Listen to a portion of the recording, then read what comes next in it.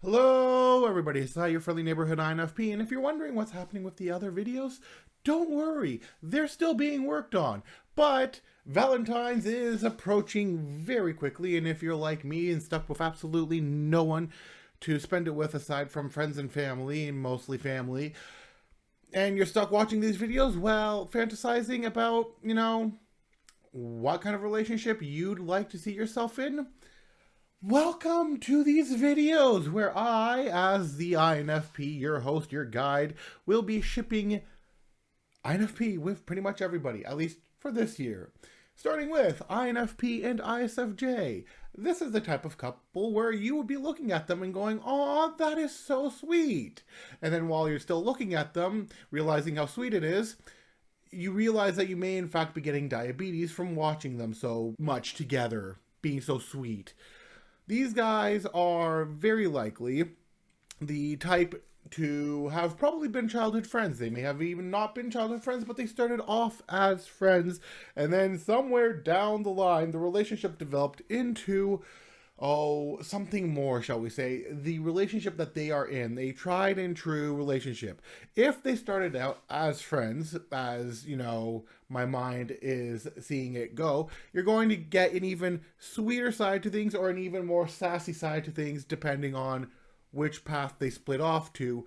But the point is, if they were friends before they started getting together and before they started, getting married and all that lovely stuff and spending their Valentines together, they will know a lot about each other. And they will know how to take care of each other. They will know what makes the other tick. They will try and make their surroundings as comfortable as possible. And because both of them will and do tend to be homebodies, Netflix and chill is very much going to be a date night out there. And when I say Netflix and chill, remember, we're dealing with two cinnamon buns here.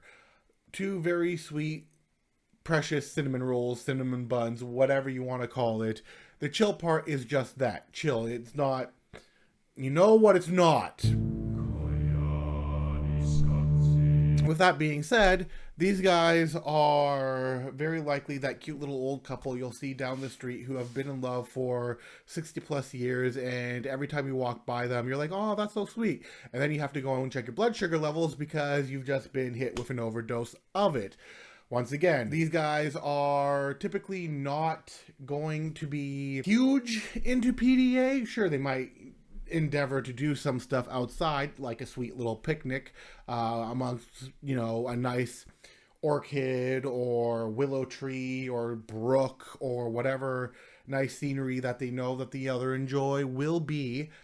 But the point of the matter is that these guys are going to be very loyal to each other. They're going to be very sweet to each other. They're going to be very homey to each other, and probably going to be the most comfortable home you will ever step into. Also, these are definitely the types of people where if they do fall in love with one or the other, if you cross their paths the wrong way, they will murder you and then hide the body. In fact, they'll probably go and find an INTJ to hide the body for them because they can't do it themselves due to whatever feelings may come the way. Although the ISFJ might, but the INFP, but not important. The point is, do not step to them or they will destroy you.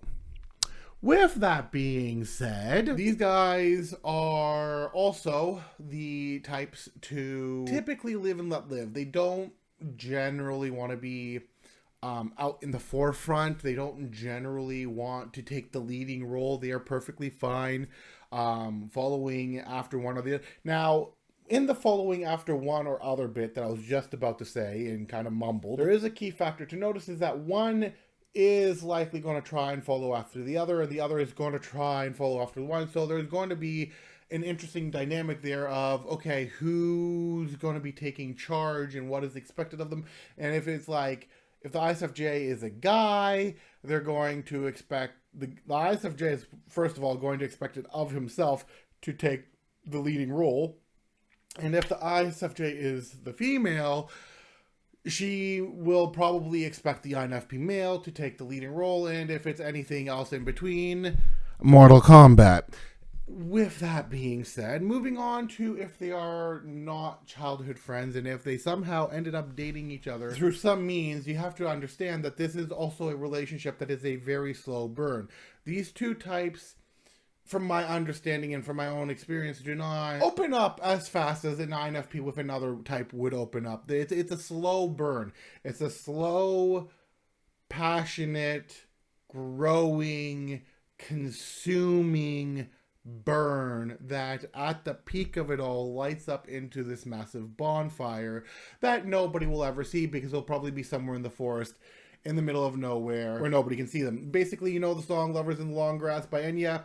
That's probably what you are looking for with these two types together. What else to say about this type that is overly idealized that I can put out there into my own little shipping walls? And you can tell me if you are an INFP who has dated an ISFJ how accurate I am with this, or you could tell me if you are an ISFJ who has dated or is with an INFP and tell me how accurate you are with this, or I was with this. The point of the matter that I was trying to get to before I got distracted is that this is aside from the slow burn, not wanting to be seen in the public and all of that, this is going to be, as hinted and explained earlier with the old couple, going to be very likely, unless something horribly goes wrong, a very long-lasting relationship. Once they're together, it's like crazy glue. It's going to be extraordinarily difficult to rip them apart. Their loyalty will be to one another more than perhaps anybody else, aside from those they love outside of themselves, like their own little group. And I was about to say outside of themselves, but that's not what I meant. They are going to be very loyal to not only each other, but the close group that they've developed around each other.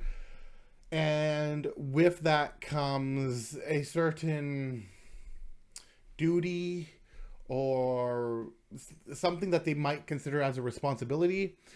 The point that I'm trying to get to is that you're going to be dealing with a very sweet, very loyal, very comfortable, very homey, very almost old-timey mixed with a little bit of craziness couple that is going to have so much sugar, you're probably going to think you're going to have diabetes, as I mentioned before. And with that being said, that has been my ISFJ with INFP or INFP with ISFJ shipping video. Let me know what you think, and I will see you guys for the next one. Yes, I do in fact have 16 of these that I need to do before February 14th.